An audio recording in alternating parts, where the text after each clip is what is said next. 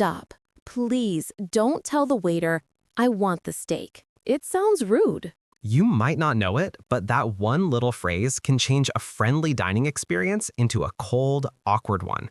In this episode, we are going to teach you the magic phrases to sound polite, natural, and friendly in any English restaurant.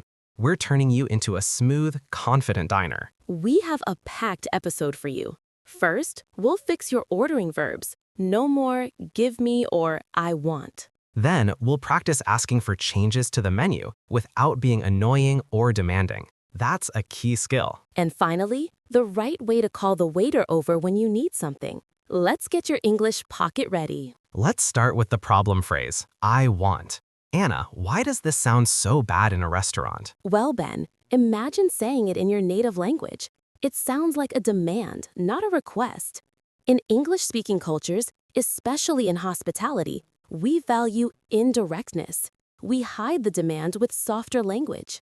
When you say, I want the chicken, it sounds like you forgot your manners, like you are speaking to a servant, not a service professional. Exactly. It has too much intensity. It's direct, and in English, direct usually equals rude.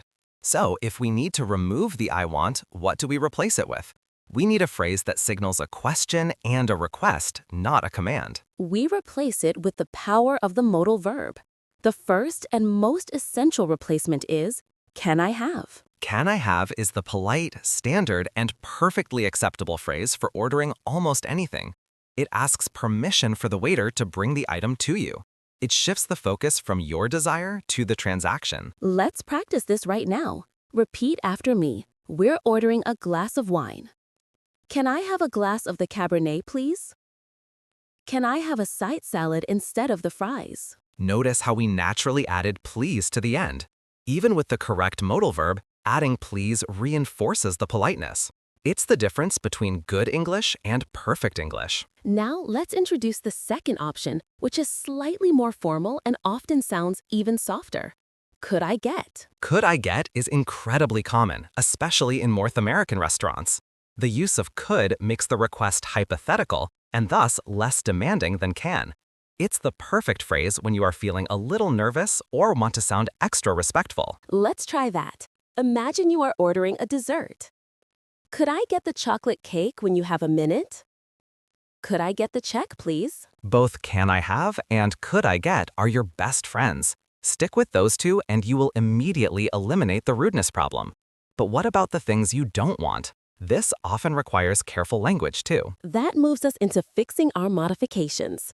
When a dish is complicated, or you have a preference, like asking for no ice or sauce on the side, you must frame it as a question or an apology, not an instruction. Many learners make the mistake of saying, do not put cheese on my burger. Again, it's a command.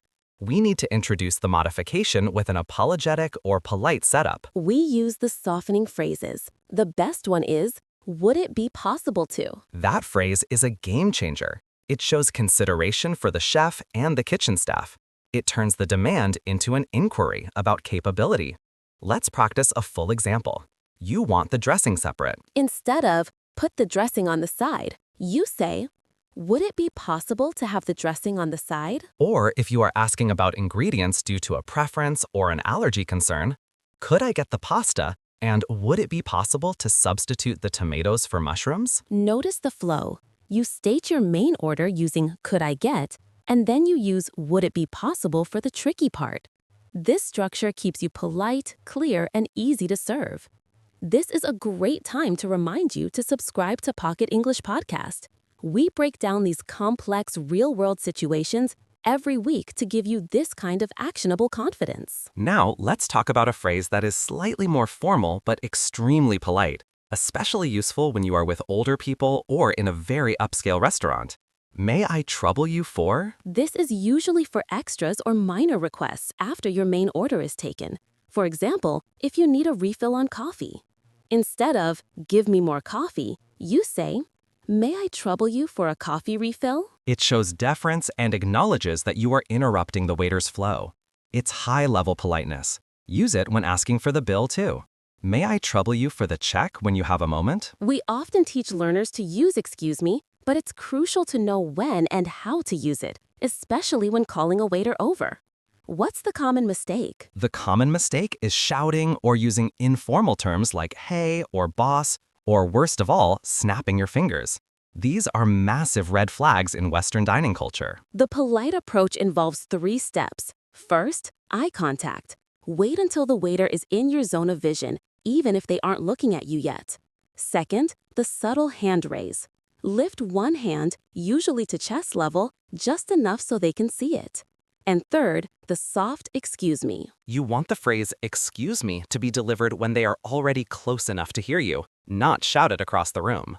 Let's practice the perfect waiter interruption. The waiter is walking past, but they are focused on another table. You raise your hand slightly.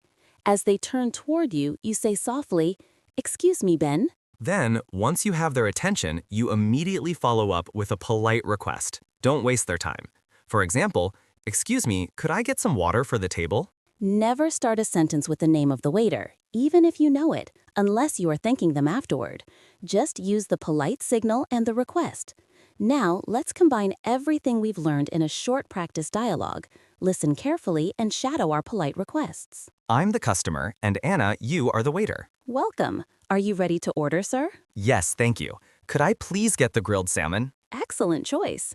And how would you like that prepared?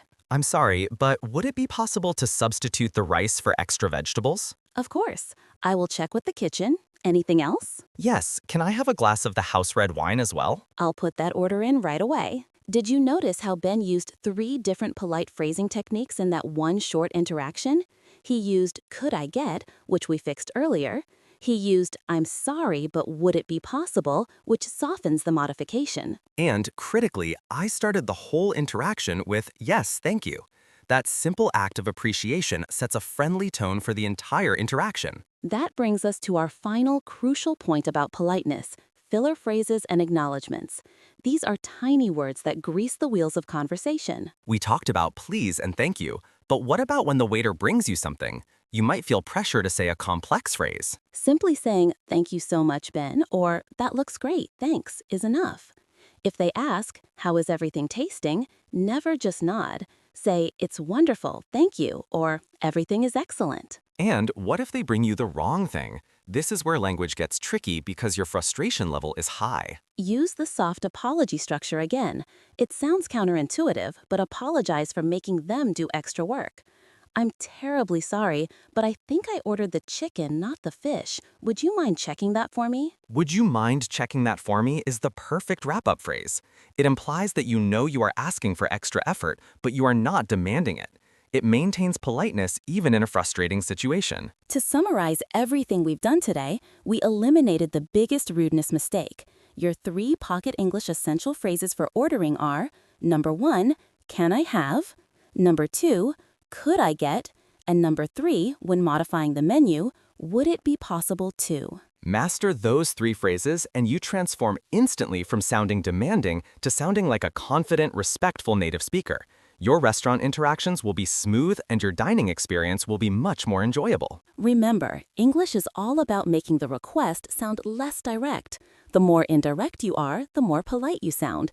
It's an easy rule to follow once you memorize those modal verbs. We hope this lesson gives you the courage to try out these new phrases the next time you are speaking English in a restaurant.